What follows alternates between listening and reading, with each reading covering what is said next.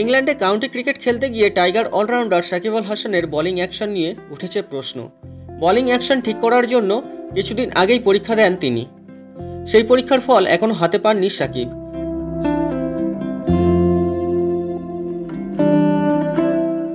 দু 2025 জানুয়ারির 11 তারিখ পর্যন্ত সময় ছিল চ্যাম্পিয়ন্স ট্রফির জন্য সকল দেশের প্রাথমিক দল নির্বাচন করার। তাই তো রবিবার চ্যাম্পিয়ন্স ট্রফির জন্য 15 জনের প্রাথমিক দল ঘোষণা করে দিল বাংলাদেশি ক্রিকেট বোর্ড। নাজমুল হোসেন শান্তের নেতৃত্বাধীন দলে নাম নেই বাংলাদেশের প্রাক্তন অধিনায়কের। তাহলে প্রশ্ন একটাই, বাংলাদেশের 15 জনের দলে জায়গা হবে না সাকিবের? চ্যাম্পিয়ন্স ট্রফিও খেলা হবে না প্রাক্তন অধিনায়কের? সাকিবের বোলিং অ্যাকশন নিয়ে উঠেছিল প্রশ্ন, তাই তাকে চ্যাম্পিয়ন্স ট্রফি দলে রাখা নিয়ে দ্বিধায় ছিলেন বাংলাদেশের নির্বাচকরা। সেপ্টেম্বর মাসে সারের হয়ে ইংল্যান্ডের কাউন্টি ক্রিকেট খেলতে গিয়ে সন্দেহজনক বোলিং অ্যাকশন ধরা পড়েছিল সাকিবের। অবৈধ বোলিং অ্যাকশনের জন্য ইংল্যান্ডের ঘরোয়া ক্রিকেটে বোলার সাকিবকে নিষিদ্ধ করেছে সেদেশের ক্রিকেট বোর্ড। তিনি প্রথমে ইংল্যান্ডের লাব্রো বিশ্ববিদ্যালয়ে পরীক্ষা দেন, সেখানে পাশ করতে পারেননি। তারপরে চেন্নাই আইসিসির অনুমোদিত কেন্দ্রে এসে পরীক্ষা দিয়ে গিয়েছিলেন। সেই পরীক্ষার ফলের অপেক্ষায় ছিলেন বাংলাদেশি নির্বাচকরা।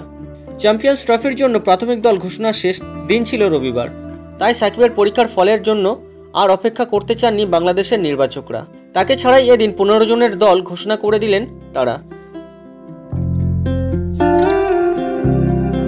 তবে চ্যাম্পিয়ন্স ট্রফি খেলার আশা একদম শেষ হয়ে যায়নি সাকিবের। 12 ফেব্রুয়ারির মধ্যে চূড়ান্ত 15 জনের দল ঘোষণা করতে হবে। সেই পর্যন্ত প্রাথমিক দলের পরিবর্তনও করা যাবে। তার মধ্যে সাকিব বল করার ছাড়পত্র পেয়ে গেলে বাংলাদেশের চ্যাম্পিয়ন্স ট্রফি দলে জায়গা করে নিতে পারেন তিনি। তবে তা নির্ভর করবে বাংলাদেশের নির্বাচকদের সিদ্ধান্তের উপর। উল্লেখ্য, গত বছর ভারতের বিরুদ্ধে টেস্ট সিরিজের পর আর জাতীয় দলের হয়ে দেখা যায়নি 37 বছরের অভিজ্ঞ অলরাউন্ডারের।